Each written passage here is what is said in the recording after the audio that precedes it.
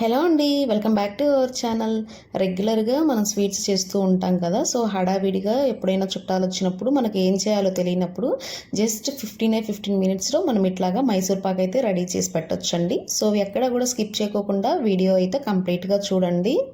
Gas మీద ఒక బాండోలు అయితే పెట్టుకొని అది కాస్త హీట్ ఎక్కిన తర్వాత నేను చూపిస్తున్న కప్పుతో ఒక కప్పు శనగపిండి అయితే వేసుకొని మంటను చాలా లో ఫ్లేమ్లో అయితే పెట్టుకోవాలండి. లో ఫ్లేమ్లో పెట్టుకొని ఇట్లాగా శనగపిండిలో నుంచి పచ్చివాసన పొయ్యేంత వరకు మనకు గెరటితో కలుపుకుంటూ వేపుకోవాలి. ఆల్మోస్ట్ ఒక 4 to 5 మినిట్స్ వరకు ఈ శనగపిండిలో నుంచి పచ్చివాసన పోయి కొంచెం స్మెల్ అయితే వస్తుంది. అప్పుడే కొంచెం కలర్ కూడా చేంజ్ అవుతుంది అనమాట.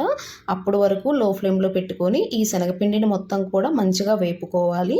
వేపుకున్న తర్వాత ఆ శనగపిండిని ఒక బౌల్లోకి అయితే ట్రాన్స్ఫర్ చేసుకొని పూర్తిగా చల్లారనివ్వాలి.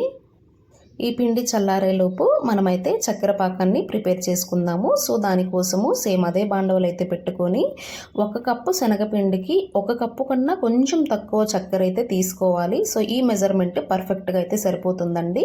1 కప్పు చక్కెరకి 1/2 కప్పు వాటర్ అయితే వేసుకోవాలి. ఇది వేసుకున్న తర్వాత మంటను లో ఫ్లేమ్లో పెట్టుకొని మనం గెరటితో కలుపుకుంటూ చక్కెర మొత్తం కూడా కరిగేంత వరకు కూడా కలుపుకొని చక్కెర పాకం వచ్చేంత వరకు కూడా మనం కలుపుకోవాలి. సో ఈలోపు మనం మైసూర్ పాక్కి పాకం అయితే రెడీ చేసేసుకుందాము.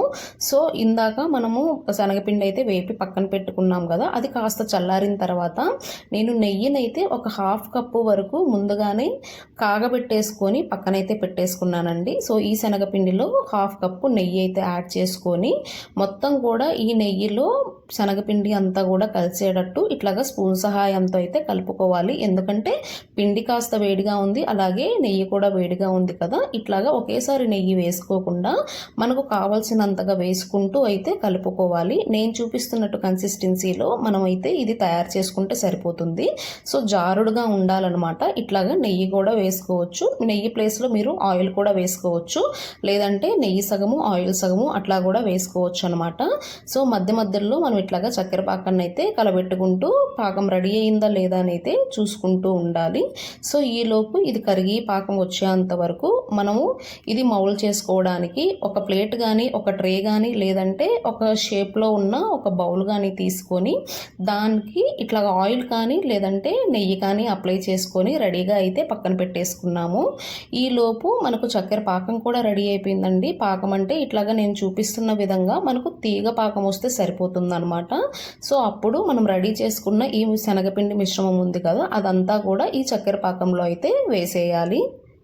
ఈ మొత్తం కూడా చక్కెర పాకము ఈ శనగపిండి అంతా కూడా కలిసేటట్టుగా మనం గెరటితోనే కలుపుకోవాలి. సో ఇదంతా కూడా మనకు లో ఫ్లేమ్లోనే జరగాలండి. ఎక్కడ కూడా హై ఫ్లేమ్ అస్సలు పెట్టొద్దు. హై ఫ్లేమ్ పెడితే త్వరగా అయితే మాడిపోతుంది. సో లో ఫ్లేమ్ మీదనే ఇదంతా కూడా కాస్త దగ్గర పడేంత వరకు కూడా మనం అయితే కలుపుకోవాలి. మధ్య మధ్యలో 1 to 2 టేబుల్ స్పూన్స్ ఆయిల్ అయితే యాడ్ చేసుకోండి, ఎందుకంటే పెనంకి అంటుకోకుండా ఈజీగా అయితే వస్తుందన్నమాట. నేను స్టార్టింగ్ నెయ్యి యాడ్ చేశాను కదా, సో అందుకని చెప్పేసి ఇప్పుడైతే ఆయిల్ యాడ్ చేస్తున్నాను. ఆయిల్ కూడా జస్ట్ 1 to 2 టేబుల్ స్పూన్స్ మనం కలుపుకునేటప్పుడు యాడ్ చేసుకుంటే సరిపోతుంది. 1 టేబుల్ స్పూన్ ఇట్లాగా 2 టైమ్స్ అయితే యాడ్ చేసుకొని ఇట్లాగా గెరటితో అయితే కూడా మొత్తం కూడా కలుపుకోవాలండి. ఎక్కడా కూడా మనం స్టాప్ అయితే చేయకూడదు. స్టాప్ చేసేసాము అంటే పెనుముకి అయితే అంటుకొని పోతుంది. ఇట్లాగా మనం మొత్తం గెరటితో తిప్పుకుంటున్నప్పుడు ప్యాన్ నుంచి అయితే సెపరేట్ అయిపోతుంది అనమాట ఇది. సో ఆ టైంలో గ్యాస్ అయితే ఆఫ్ చేసేసుకోవాలి. ఇది వేడివేడిగా ఉన్నప్పుడే మనం ఇందాక నెయ్యి పూసి పెట్టుకున్నాం కదా, ఆ ప్లేట్లోకి అయితే ట్రాన్స్ఫర్ చేసి పెట్టుకోవాలి. కొంచెం టైం ఇచ్చాము అని అంటే ఇది గట్టి పడిపోతుంది అనమాట, మనకు కరెక్ట్ షేప్ అయితే రాదు. సో వేడిగా ఉన్నప్పుడే ఆ ప్లేట్లోకి అయితే ట్రాన్స్ఫర్ చేసేసుకొని ఒక స్పూన్ సహాయంతో లేదంటే ఇట్లాగా ఒక గెరిటె సహాయంతో మొత్తం కూడా ప్రెస్ చేసుకుంటున్నట్టు ఇట్లాగా రౌండ్గా తిప్పుకుంటూ అయితే ప్రెస్ చేసుకోవాలి. అప్పుడు మనకు గట్టిగా ఉంటుందన్నమాట, కరెక్ట్ షేప్ అయితే వస్తుంది. సో ఇట్లాగా ప్రెస్ చేసిన తర్వాత ఒక 5 మినిట్స్ అయితే పక్కన పెట్టేసేయండి. సో 5 మినిట్స్ కాస్త చల్లారిన తర్వాత ఇప్పుడు మనం చాకు తీసుకొని నచ్చిన షేప్లో అయితే కట్ చేసుకోవచ్చు. సో కొంచెం వేడిగా ఉంటుంది కాబట్టి మెల్లగా పట్టుకొని అయితే ఇట్లాగా నేను స్క్వేర్ షేప్లో అయితే కట్ చేస్తున్నాను. సో మీరు ఎక్కువ క్వాంటిటీలో చేస్తున్నట్లయితే పెద్ద ట్రే కానీ ఏదైనా అయితే తీసుకోండి. నేను కొంచెం చేస్తున్నాను కాబట్టి ఇట్లాగా చిన్న గిన్నె అయితే సరిపోతుంది నాకు. సో ఇట్లాగా అంతా కూడా నేను స్క్వేర్ షేప్లో అయితే కట్ చేసి చేసి పెట్టుకుంటున్నాను. కట్ చేసుకున్న తర్వాత దీన్ని న్యాచురల్గానే ఒక 20 మినిట్స్ పక్కన పెట్టేసి వదిలేసేయండి. మనం లేదంటే ఏదైనా ఫ్యాన్ కింద కానీ ఫ్రిడ్జ్ కింద కానీ అట్లా పెట్టకూడదు. న్యాచురల్గానే ఇది మొత్తం కూడా చల్లారనివ్వాలి. సో చల్లారిన తర్వాత దాన్ని నేను ఇంకో ప్లేట్లోకి ఇట్లాగ బౌల్ ఇచ్చేసి ట్యాప్ చేసి అయితే తీస్తున్నాను. చక్కగా మనకు మైసూర్ పాక్ అయితే ఫామ్ అయిపోయి ఉంటుంది. సో ఇట్లాగా మనం ఆల్రెడీ ఘాట్లు అయితే పెట్టుకున్నాం కదా, చాక్తో ఇట్లాగా విడదీసామంటే ఈజీగా అయితే వస్తుందన్నమాట. అంతే అండి, చాలా సింపుల్. మనకు మైసూర్ పాక్ అయితే ఇంట్లోనే రెడీ అయిపోతుంది. టేస్ట్ కూడా చాలా బాగా వచ్చింది.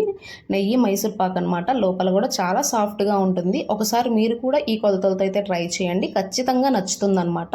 ఎవరైనా చుట్టాలు వచ్చినప్పుడు లేదంటే మీకే స్నాక్ చేసుకొని తినాలనిపించినప్పుడు ఏదైనా స్వీట్, సో ఇట్లాగైతే ట్రై చేయండి. చాలా సింపుల్. మనకు పైకి గట్టిగా కనిపించినా కానీ లోపల మాత్రం చాలా సాఫ్ట్గా ఉంటుందండి. ఈ రెసిపీ మీరు కూడా సేమ్ ఇదే కొలతలతో ట్రై చేసి మీకు ఎలా వచ్చిందో కూడా నాకు కామెంట్ బాక్స్లో చెప్పండి. సో నెక్స్ట్ మన ఛానల్ నుంచి ఏ రెసిపీ కావాలో కూడా కామెంట్ చేయండి. Thanks for watching.